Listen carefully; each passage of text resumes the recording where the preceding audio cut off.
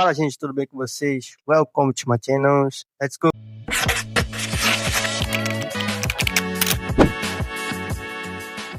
E hoje a gente vai falar sobre 3 lições que eu aprendi com os jogadores na Copa do Mundo. E antes de dar continuidade nesse vídeo aqui falando sobre essas 3 lições, eu quero agradecer vocês pelo feedback que vocês têm contribuído com o canal, deixando like, comentando, compartilhando e também se inscrevendo, tá ok? Muito obrigado de verdade, estamos quase batendo a meta dos 150 inscritos aí no canal. Acredito que logo em breve nós vamos chegar aos 500 inscritos, tá bom? Então, muito obrigado pelo feedback, Deus abençoe e recompense vocês poderosamente, tá bom?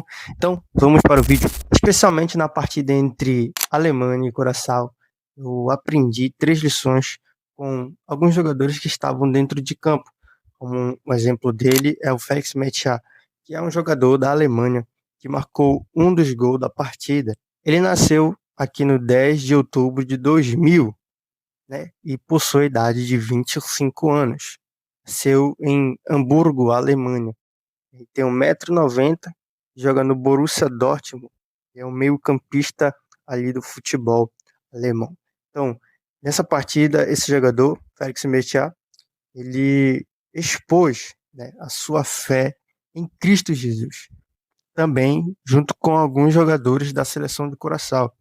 Durante a partida, eu vou deixar algumas fotos para você ver, eles se reuniram para orar, né, para fazer um momento de oração. Durante a partida, quando o Felix Metscher ele marca um gol, ele simplesmente demonstra quem é o rei na vida dele. E ele expõe Cristo como rei. Ele diz: eu não sou digno da coroa, ele é digno de ser coroado. Ou seja, eu não sou o rei, ou a mim não pertence nenhum tipo de honraria ou mérito, mas a Jesus de Nazaré. Então nós vamos aprender aqui ao decorrer desse vídeo 3 lições que eu aprendi com esses jogadores na Copa do Mundo. Vamos lá para a primeira lição. A primeira lição é: coroa incorruptível é superior à coroa corruptível. A coroa incorruptível é superior à coroa corruptível. Lá em 1 Coríntios, do capítulo 9, versículo de número 24, o apóstolo Paulo vai escrever à igreja de Coríntios dizendo: olha, não sabeis vós que os que correm no estádio, todos na verdade correm, mas um só leva o prêmio. Correi de tal maneira que o alcanceis. Todo aquele que luta de tudo se abstém. Eles fazem para alcançar uma coroa corruptível. Nós, porém, uma coroa incorruptível. O que esses jogadores estão fazendo no campo, se reunindo e orando, é demonstrar que eles escolhem, em primeiro lugar, a coroa incorruptível do que a coroa corruptível. Eles estão correndo no campo para alcançar uma coroa que é corruptível, ou seja, uma premiação que se corrompe, uma premiação que se finda, uma premiação que tem finalidade, uma premiação que é passageira nessa terra. Mas eles colocam em primeiro lugar ali a coroa incorruptível, que é a premiação eterna. É isso que nós cristãos na terra fazemos. Assim como o atleta no estádio corre para alcançar uma premiação que tem finalidade, que tem término, a gente corre para uma premiação eterna. Nós corremos para uma premiação eterna, incorruptível, que não se finda, que não se encerra, que é a coroa incorruptível que ele enfatiza. Então, eu aprendo essa primeira lição nesse jogo entre Alemanha e Curaçao. Eles estão fazendo um ato ali, demonstrando que superior à coroa que eles estão buscando no Copa do Mundo é a coroa que eles estão buscando para o céu. Então, a gente entende que a coroa incorruptível é superior à coroa que se corrompe. Vamos lá para a segunda lição aqui. Segunda lição: uma igreja unida é mais forte.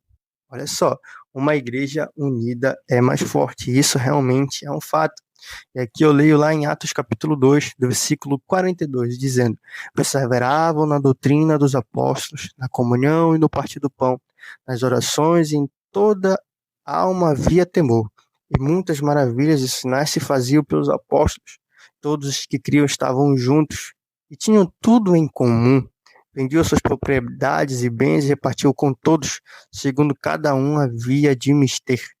E perseverando unânimes todos os dias no templo, partindo pão em casa, comiam juntos com alegria e singeleza de coração, louvando a Deus e caindo na graça de todo o povo, e todos os dias acrescentava ao Senhor a igreja aqueles que se haviam de salvar. Então, meus irmãos, a gente aprende aqui que uma igreja em unidade é uma igreja mais forte, mais fortificada, mais virtuosa. A gente percebe que a igreja primitiva também executou os mesmos atos que esses jogadores estão executando dentro do campo. Como, por exemplo, eles estão se reunindo em comunhão e orando. E a igreja primitiva vivia uma vida de comunhão e oração juntos, vivendo com base na doutrina dos apóstolos. E a Bíblia diz que o Senhor ia acrescentando mais pessoas, né, para ser salva. Perceba que o evangelho ele avança na medida que a igreja em unidade ora e entra em comunhão, vive a palavra, e esses jogadores estão facilitando a pregação do evangelho. Porque aqui a igreja primitiva vivia essa unidade contagiava tanto as pessoas ao redor que ia acrescentando mais vidas, né? O Senhor ia acrescentando mais pessoas para ser salva. Então, a unidade de uma igreja facilita a pregação do evangelho. O próprio Jesus disse que um reino dividido ele não subsiste, ele não prospera. E se a igreja quer que o evangelho avance, eles precisam se unir em comunhão, oração e na leitura da palavra de Deus. E é isso que esses jogadores estão fazendo no meio do campo. Eles estão em um momento de comunhão e oração e facilitando para o avanço do evangelho. Quantas pessoas não pararam para perguntar, né, o que eles estão fazendo dentro de campo e pesquisaram o que seria e encontraram a fé deles em Jesus Cristo. Então, a facilidade da pregação do evangelho vem por meio de uma igreja forte em unidade, é uma igreja unida, uma igreja em comunhão e oração. E é isso que esses jogadores estão fazendo aqui dentro de campo. E, por final, terceira lição é a honra e a glória é devida a Cristo Jesus. Aqui em Filipenses capítulo 2, do versículo de número 9, a Bíblia diz: e por isso também Deus o exaltou soberanamente, e lhe deu um nome que é sobre todo nome, para que o nome de Jesus se dobre todos os joelhos que estão no céu, na terra e debaixo da terra. Toda língua confesse que Jesus Cristo é o Senhor, para a glória de Deus Pai. Deus exaltou o nosso Senhor Jesus Cristo e fez o nome dele ser sobre todos os nomes, né? Para que o nome de Jesus se dobre todos os joelhos que estão no céu e na terra, toda língua confesse que ele é o Cristo, né? Que ele é Jesus, o Senhor, para a glória de Deus Pai. Então, toda honra e glória devida a Cristo. Isso é demonstrado por meio da atitude do jogador Félix Mejia. Então, ele, no momento que marca o gol, ele simplesmente tira uma coroa de sua cabeça e coloca ao chão e aponta para o alto, né? Como se estivesse demonstrando honra e glória a Jesus de Nazaré.